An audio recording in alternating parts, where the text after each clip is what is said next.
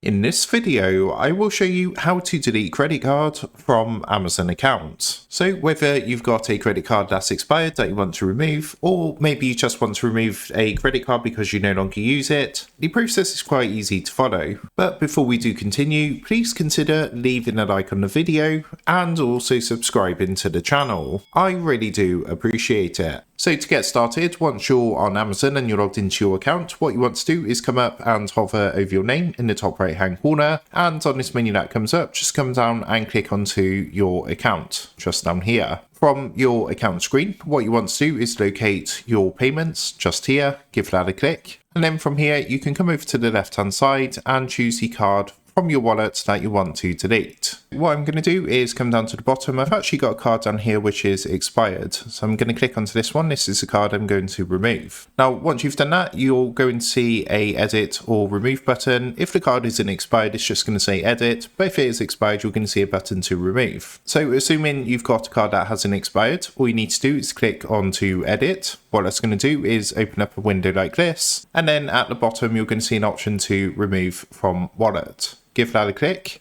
At this point, you're going to get another window come up with a confirmation. Again, just click on to remove. What that's going to do is actually remove the card. As you can see, it says your payment method has been removed successfully. So that is how to delete a credit card from your Amazon account. With that being said, I hope this quick tutorial did help you out today. And if this did help you out, I would really appreciate it if you was to consider dropping down below the video, leaving a like, and also subscribing to the channel. With that being said, I just want to take a minute to thank you guys for watching this quick tutorial, and I will see you in the next video.